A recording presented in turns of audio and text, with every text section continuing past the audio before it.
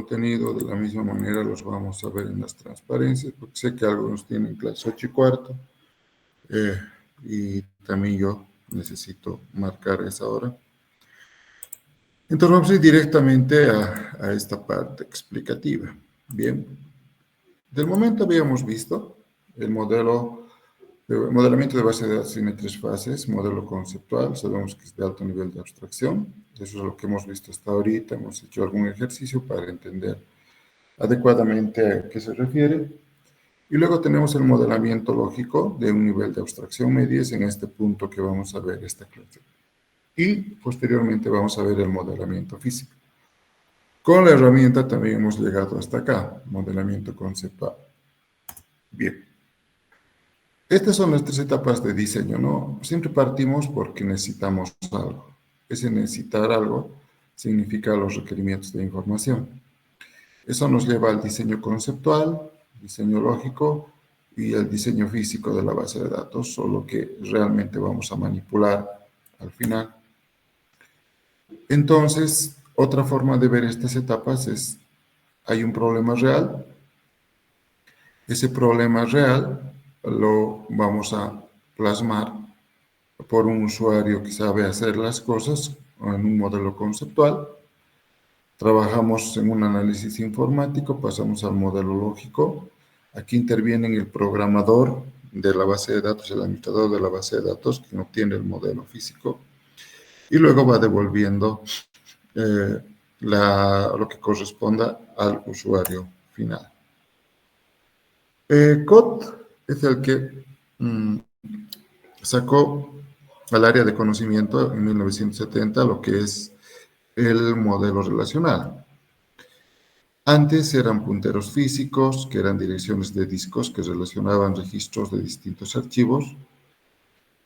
Luego relacionaban un registro A con un registro B, añadían un registro A, un campo conteniendo la dirección del disco del registro B. Este campo siempre se señalaría desde el registro A al registro B. Esto nos hacía vulnerables porque añadir un nuevo disco y mover los datos de una localización a otra necesitaba una conversión de los archivos de datos, lo cual para la época era muy complicado. Y estos sistemas eran basados en el modelo de red y en el modelo jerárquico, que son dos modelos que coexistían antes de la existencia del modelo relacional, que prácticamente estaban en la primera generación de los DBMS, pero ahora son prácticamente historia. Modelo relacional es un modelo de datos basado en la lógica de predicados y en la teoría de conjuntos. Es decir, tiene un fuerte fundamento matemático, ¿no?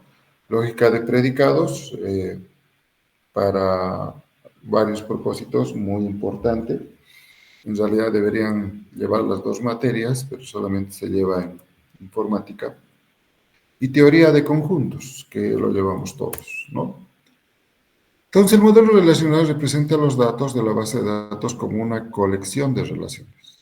Una base de datos relacional consiste en una colección de tablas, a cada una de las cuales se asigna un nombre único.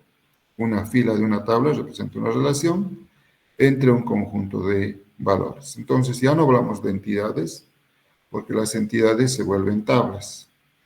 Y aquí hablamos ya de una posibilidad de almacenamiento de datos, a los cuales le llamamos un conjunto de valores, que es una fila de esos datos o una tupla de esos datos. Entonces, una relación, no un relacionamiento en el entidad-relación relaciona dos entidades. Una relación en el modelo lógico, en el modelo relacional, es una tabla de dos dimensiones. Es fila por columna. En la fila se tiene el conjunto de atributos que va a ser parte de esa relación. Y la columna contiene todos los datos referentes a cada atributo de esa relación. Los datos que se van a almacenar posteriormente en esa estructura, porque la estructura lógica va a ser idéntica a la estructura física, solo que en la estructura lógica hacemos como una simulación de lo que sería el modelo físico para detectar problemas, para detectar inconsistencias, etc. Entonces corresponden las tuplas a las filas de una relación. podemos verla también como un conjunto de atributos o instancias. Aquí el concepto de atributos se repite, ¿no? Como identidad-relación. Son las propiedades particulares que describen una relación. Ejemplo, la relación alumno puede ser descrita por nombre, edad, dirección y otros atributos. También hablamos de dominio. Aquí es más importante y en el modelo físico aún más. Entonces, el conjunto de valores permitidos de un atributo. Por ejemplo, un carnet es el conjunto de todos los carnets de identidad que se pueden estructurar en Bolivia, formado por 7 dígitos pertenecientes a los naturales, unión el 0. También tenemos la llave foránea o extranjera, o foreign key. Esta es una nueva llave que no existe en el modelo entidad-relación, recalco, no existe en el modelo entidad-relación, y que aparece recién en el modelo relacional. Es una llave que permite asociar la información de dos tablas o relaciones. Es propia del modelo relacional, como ya dije, y esto es importante. Reemplaza los relacionamientos del ER, es decir, en el ER tenemos un relacionamiento que relaciona dos entidades. Ese relacionamiento, al transformar al modelo relacional, se va a transformar en una llave foránea. Este es un ejemplo del modelo relacional. Tenemos alumnos que tienen su código de identificación, nombre, localidad, provincia. Tenemos otra que es matrículas, que tiene código de identificación, curso, fecha de matrícula. Y tenemos los cursos, ¿no? Los cursos en los cuales nosotros podemos guardar qué curso y qué tutor da, ¿no? Entonces, este curso da Isabel, este curso da Roberto, etc., ¿no? Entonces, en otras palabras, tenemos alumnos, quienes dictan, y la fecha en la cual se han inscrito a qué alumnos a esos cursos, ¿no? Bien, aquí tenemos otro ejemplo. Las tuplas o registros no constituyen atributos aleatorios, sino relacionados, ¿no? Bueno, esto voy a corregir, se ha desconfigurado.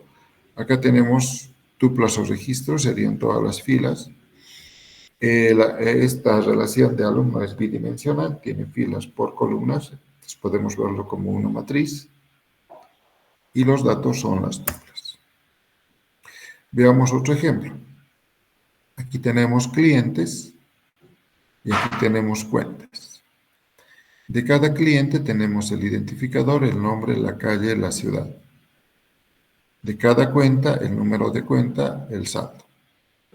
¿Cuál es el problema acá? El problema es que no sabemos esta cuenta a qué cliente pertenece, porque no están asociadas. Entonces son dos datos, conjuntos de datos, entre comillas, inútiles para nuestros propósitos, ¿no? Entonces, este es un mal ejemplo de lo que es un modelo relacional, ¿no? Esto no debería pasar. Siempre debería poder asociar la información. Entonces, ¿cómo corregimos? Tenemos la tabla cliente como la teníamos, la misma anterior, ¿no? La tabla cuenta, que es la misma, y una tabla de relación o una tabla relacionador, que identifica el cliente con la cuenta. Entonces tenemos que esta cuenta C101, que es esta primera que está acá, está asociada al cliente 19283746, que es este que está acá. Esta cuenta C201, que es esta de acá, que tiene 900 de saldo, está asociada al cliente 19283746, o sea, es el mismo cliente González Arenal, que es el mismo cliente que tiene dos cuentas, y así para el resto. A ver, ahora, dentro del modelo relacional surgen nuevos conceptos, como, por ejemplo, esquema de la base de datos. El esquema de una relación es una lista de atributos y sus correspondientes dominios. El esquema de una relación R mayúscula. Aquí hay que diferenciar. Hay R mayúscula y R minúscula. Se denota por R a 1 hasta AN, donde A1 a N es el conjunto de atributos y R es la relación. Estos atributos, todos se desarrollan bajo un dominio, que lo vamos a denominar dominio de A. Entonces, los nombres, ¿cuál será el dominio? El alfabeto, mayúsculas, minúsculas, más el espacio. Este es un dominio restringido. Un dominio ampliado para el mismo atributo nombre puede ser directamente decir es una cadena de caracteres. Ese es un dominio ampliado, ¿por qué? Porque no solamente incluye el alfabeto, pueden entrar caracteres especiales, símbolos, etc. Entonces, eso hay que tener cuidado para no tener un problema de introducir basura a la base de datos, ¿no? Entonces, por ejemplo, estudiante es R mayúscula. A1, A2, A3, A4 son los atributos y cada uno de estos siempre se desarrolla bajo un dominio. Ahora, ¿qué es una relación? Habíamos visto que es un esquema de relación. Esquema de la relación es cómo voy a estructurar. Es la estructura de datos de la base de datos, si quieren en otro parámetro. Ahora, una relación misma, R minúscula, de un esquema de relación, eso quiere decir que un esquema de relación una relación es parte de un esquema de relación, está denotado por R de R, que es un conjunto de n tuplas, es decir, es un conjunto de datos donde si esta relación es estudiante, es el conjunto de estudiantes que están definidos sobre R mayúscula. Entonces, formalmente, ¿cómo definimos como conjuntos? Una relación R de R es un subconjunto del producto cartesiano de los dominios que define E. Entonces, R de R es un conjunto del dominio de A1 por el dominio de A2 por el dominio de A. ¿Esto qué significa? Este es el producto cartesiano. Y el producto cartesiano incluye toda la combinación de los elementos de este con todos estos, luego de este con todo el resto, etc. Entonces, prácticamente en el producto cartesiano no hay una combinación que falte para la solución. Y por tanto, cualquier combinación de datos siempre va a ser parte de ese producto cartesiano, ¿no? Entonces, si eres el alumno y forma parte del conjunto cartesiano del ejemplo anterior, del dominio del carnet, por el dominio del nombre, por el dominio de edad, por el dominio de la dirección, porque en esta combinación de datos, que va a ser total, va a estar siempre el dato verdadero. ¿Ya? Entonces aquí tenemos, por ejemplo, una tabla, una relación, donde tengo m valores, ¿no? Con varios atributos, n atributos. Y aquí entra el nombre de la relación. Aquí tenemos una instancia de esta generalidad, que es una película, ¿no? Entonces aquí tenemos 4 campos: título, año, duración, tipo, y la película, ¿no? Entonces, con la película tiene esos 4 conjuntos de datos. Aquí tenemos datos de una oficina. Número de oficina, la calle, el área en la que se encuentra, la población, el teléfono, el fax. O una plantilla de empleados, ¿no? Su código, su nombre, su apellido, su dirección, su teléfono, su cargo, su fecha de nacimiento, su salario, su identificador y en qué departamento trabaja. Entonces, si se fijan, Amelia trabaja en el departamento o en la oficina 05. Entonces, trabaja en esta oficina. Rita trabaja en la oficina 7, trabaja en esta oficina. Carlos trabaja también en la oficina 5, trabaja en esta oficina. Ahora, ¿qué es el dominio? Cada atributo de una base de datos relacional se define sobre un dominio. Varios atributos pueden estar definidos sobre el mismo dominio. Entonces, ¿qué permiten los dominios? Especificar posibles valores válidos para uno o varios atributos.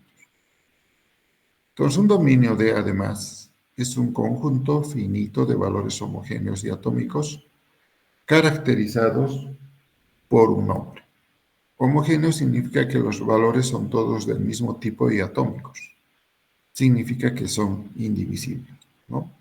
El dominio de nacionalidad, por ejemplo, algunos valores pueden ser Bolivia, España, Francia, Chile, Argentina. Estos son datos, ¿no? Esta persona tiene una nacionalidad boliviana, española, francesa, chilena, argentina. ¿Son atómicos? Sí. Una nacionalidad, no puedo partir Bolivia en dos, ni España en dos, ni Francia en dos, ¿no? Y son del mismo tipo, todas son nacionalidades, ¿no? Entonces son indivisibles. Por ejemplo, tenemos el conjunto de colores rojo, verde, azul. Entonces, estos pueden ser colores, por ejemplo, de un balón. Solo puede tomar estos valores, rojo, verde y azul. Números de DNI, conjunto de números válidos de 0 al 9 formado por 8 dígitos. Es otro dominio. Edad, posible empleados entre 18 y 80 años. No puedo encontrar menores de edad, tampoco puedo encontrar un empleado que tenga 100 años. Cada dominio también debe tener un tipo de nacionalidades, ¿no? Por ejemplo, en nuestro ejemplo de nacionalidades, es un conjunto de caracteres que tiene una longitud de 10. Se considera también que los dominios no incluyen nulos, ya que el nulo no es un valor. Nulo es distinto a espacio en blanco. Cada dominio debe definir sobre algún tipo de dato, ¿no? Cada manejador o motor de base de datos tiene específicamente sus tipos de datos, pero en general se manejan estos datos. Siempre va a haber un tipo de dato que maneje enteros, uno o más tipos de datos que manejen enteros, otro o más tipos de datos que manejen caracteres, que obviamente son los códigos ASCII de 0 a 255, otro que maneje tipo de datos booleanos, otro que maneje tipo de datos reales y otro que maneje cadena de datos de caracteres, ¿no? Entonces, algunos ejemplos de tipos de datos. Los enteros son rangos, el entero es positivo y negativo. Un posible rango es este, de menos 32.768 a 32.767. Un tipo Word de 0 a este valor, 65.000 y algo. Un entero corto que tiene este rango. Un byte que tiene este rango. Entero largo que tiene este largo. Por eso tenemos que tener cuidado, ¿no? O sea, si voy a guardar números del 1 al 100 o del 1 al 1000, no necesito un long int. ¿Para qué? Estoy desperdiciando espacio. Y aquí tenemos los reales, ¿no? Con los posibles rangos a utilizar. Y como dice acá, ¿cuál utilizar? Dependerá del problema, qué valor se desea almacenar, los tipos de datos a utilizar, que dependen del DBMS. Cada uno de estos tipos de datos, con mayor o menor variación, están definidos en todo motor de base de datos. También hay otros tipos de datos, hora y fecha, para manejar este tipo de datos. También monedas con el signo monetario, tal como maneja, por ejemplo, el Excel. También es importante pararnos un poquito en los valores nulos. Un nulo no representa el valor 0 ni la cadena vacía. Simplemente hay carencia de información. Hay necesidad de valores nulos cuando hay algún dato de alguna tupla de algún campo que no conozco en algún momento. O tengo que añadir un nuevo atributo a una tabla existente. O sea, ya tengo una tabla y por ahí me he olvidado un campo, ¿no? Tenía que poner, además de la ciudad, tenía que poner el país. Entonces añado el país, no voy a añadir con datos. Primero voy a añadir el país, mientras tanto va a ser nulo. Y luego voy a añadir recién el dato. Entonces voy a añadir introducir o poblar los datos de ese gamma. Posibilidad de atributos inaplicables a ciertas tuplas, como la editorial para un artículo, ¿no? Los artículos no tienen editoriales, entonces va a quedar como valor nulo. Enclaves foráneas que asocian dos tablas, ya sabemos, una clave foránea asocia dos tablas, indican que el registro actual no está relacionado con ninguna tabla. Es decir, para una tabla A no hay una tabla B con quien asociarse. Hablamos un poco de la notación. Un esquema relacional R de grado n está representado por n atributos. Eso significa que tengo n columnas acá en R. El grado de una relación, como les decía, es el número de columnas o atributos. Una n tupla T en una relación R de R es representada como T igual a B1 a B2 a Bn, donde BI es el valor correspondiente al atributo AI. T de AI refiere al valor de BI en T para el atributo AI. También tenemos la llave primaria. El concepto no varía con una entidad relación. Es una columna o conjunto de columnas o atributos que únicamente identifican una fila o tupla en la relación. Cada tabla además debe tener una llave primaria y debe ser única, sin duplicados ni valores nulos. A esto ya lo conocemos como restricciones de integridad de llave. Es en este punto donde podemos dar la definición formal de llave primaria. Esta definición de arriba es una definición no formal. Esta de abajo es una definición formal. ¿Qué me dice? Si tengo dos tuplas, dos registros, si quiere, perteneciente a un conjunto de datos definido sobre un esquema de datos, entonces para toda tupla de este conjunto, si T de 1 de A sub I es distinto a T de 2 de A sub I, entonces T1 y T2 son tuplas y A sub I es la llave. Que es lo mismo que me está diciendo acá. Si tomo dos tuplas distintas, y esas dos tuplas distintas han sido determinadas por el atributo A, que supuestamente es la llave, y yo llego a la conclusión de que los datos de toda esa tupla son distintas, entonces, con seguridad, A sub I es la llave de esas tuplas. Así se podría interpretar eso. En resumen, tabla o relación es lo mismo, tupla o fila es lo mismo, atributo columna es lo mismo, número de tuplas o cardinalidad es lo mismo, número de atributos o grado es lo mismo, dominio es la colección de valores que pueden tener los atributos y una clave primaria es el identificador único para la tabla. Ahora, ¿cómo traducimos el modelo ER conceptual al modelo relacional? Es muy sencillo. Habíamos dicho siempre que el modelo entidad-relación es el modelo principal para traducir, y posteriormente el modelo lógico ya es conjunto de reglas aplicadas. Esto se realiza por los casos de cardinalidad, que son uno a uno, uno a muchos y muchos a muchos. Para traducir es importante analizar la cardinalidad. Tenemos pasos a seguir. Cuando el caso es uno a uno, tenemos dos entidades asociadas, por tanto la llave de E1 manda a E2 para transformar las nuevas tablas.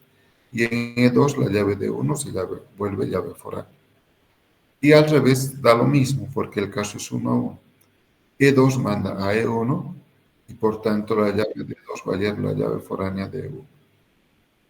Entonces, en este caso, ¿cómo hacemos la traducción? Es indistinto. Eso para tener mayor claridad tenemos con un ejemplo. Tenemos una tabla, una entidad mujer y otra entidad hombre.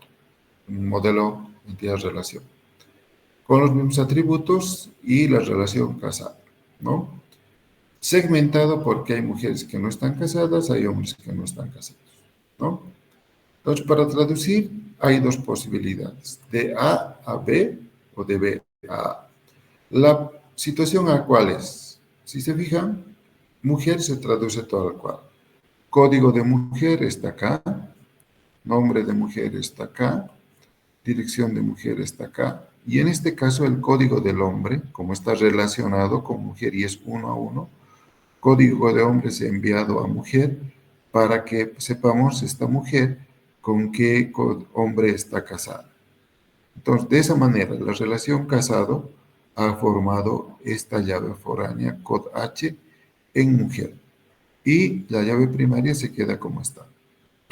En el caso del hombre, como ya hemos mandado a mujer la llave foránea, entonces el hombre se queda tal cual. Tiene código de hombre, nombre de H y dir de H. Entonces, esta es la situación A. La situación B es al revés. Mujer se queda tal cual, tiene código de mujer, nombre de mujer, dirección de mujer, la llave primaria, y traducimos hombre. Se va traduciendo de la misma manera, cod H, nom H, dir H, pero ahora es mujer quien manda a hombre la llave primaria para formar la llave foránea, ¿no? Entonces, de esa manera sabemos este hombre con qué mujer está casada, y para saber los datos de esta mujer, este codeme buscamos acá y encontramos los datos de la mujer. Entonces, cuando el caso es 1 a 1, entonces la traducción da lo mismo de una situación a la otra situación. Aquí hay otro ejemplo de 1 a 1 consigo mismo. Una persona es esposa de otra persona, ¿no? Acá. ¿Cómo traducimos esto? Simplemente transportamos el nombre o la profesión acá de cada persona y aquí ponemos en este carnet de identidad del esposo, hemos creado un nuevo campo. Voy a ir colocando quién con quién está casado, ¿no? Por ejemplo, Alex está casado con María, entonces aquí va a ir 104. Diego está casado con Karina, entonces aquí va a ir 103.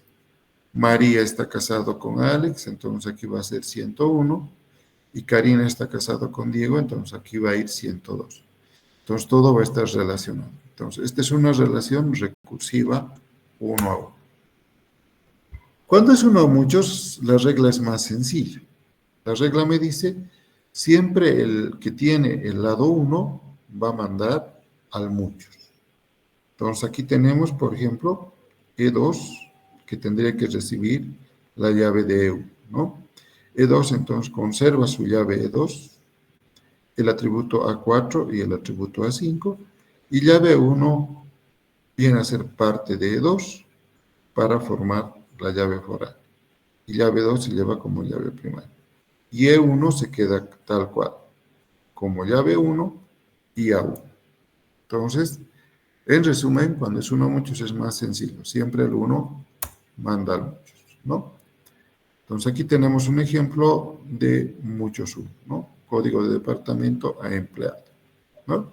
Entonces aquí tenemos departamento, debería mandar a empleado. Entonces, empleado, ¿qué debía tener? Empleado debería carnet, nombre, dirección, y debía ir el código del departamento en el que trabajo, que está acá. Bueno, esto lo voy a corregir en la diapositiva antes de subir. Se ha desconfigurado. Y departamento se queda tal cual. Entonces, esta relación 1 a muchos se ha vuelto esta llave foránea de acá. En el caso muchos a muchos, tenemos la situación de que hay una entidad relacionadora que siempre se crea y va a formar una tabla relacionadora. Y las dos entidades asociadas van a mandar sus llaves a esta entidad relacionadora. Entonces, tenemos, por ejemplo, acá, las dos entidades se traducen tal cual. E1 tiene llave 1 a 1 a 2. E2 tiene llave 2 a 5 a 4. Y esta entidad relacionadora o auxiliar va a heredar llave 1, va a heredar llave 2 y el atributo de la entidad relacionadora que va a ir por acá. ¿no? Entonces acá tenemos un ejemplo más claro, ¿no? Estas dos representaciones es lo mismo. Esta tiene y esta también es la relación tiene. Pero acá no tiene atributos, por tanto bastaba colocarlo así, porque no tiene atributos el relacionamiento. Pero si necesitaría un relacionamiento, o digo atributos, tendríamos que usar esta notación. Ahora, ¿por qué he hecho esto de esta manera? Porque cualquiera de las dos se va a traducir de la misma manera. Esta o esta se va a traducir de la misma manera. Entonces, proyecto se va a traducir tal cual, como número, nombre y ubicación. Número, nombre y ubicación con sus datos. Empleado se va a traducir tal cual también, como carnet, nombre y dirección. Y los dos van a mandar sus llaves y va a formar la entidad relacionadora o la tabla relacionadora tiene, que va a tener el número de proyecto y el carnet asociado. Por tanto, en el proyecto 1 dice trabaja el empleado con carnet 100. Proyecto 1, ¿cuál es? Es class. El empleado 100, ¿quién es? Ramiro. Pero como es muchos a muchos, el mismo empleado 1 puede trabajar también en otro proyecto. Entonces el proyecto 1, ya sabemos que es class, y trabaja también el empleado 101. El 101 es Juan. Pero el empleado 100 también trabaja en el proyecto 2. El proyecto 2 es MEM. ¿Y quién es el empleado 2? Ya habíamos visto, o el empleado 100, ya habíamos visto que es Ramiro. Entonces, la forma de traducir. En el caso ISA, tenemos aquí una anotación de Chen. Dice, un proyecto es el desarrollo de software y es un subcontrato. Lo común a los dos lados es que hay un número de proyecto y un nombre de proyecto al cual pertenece. Desarrollo de software tiene módulos y este subcontrato tiene un contratista principal. Por tanto, cumple la regla de Lisa que dice que en los hijos por lo menos tiene que haber un atributo que los diferencie, si no, no es un ISA. Entonces, ¿cómo traducimos esto? Proyecto se traduce tal cual, NR proyecto, nombre proyecto, ¿no? Y la llave primaria es NR proyecto. Desarrollo de software va a heredar NR proyecto para saber este desarrollo de software a qué proyecto pertenece y va a tener sus módulos, ¿no?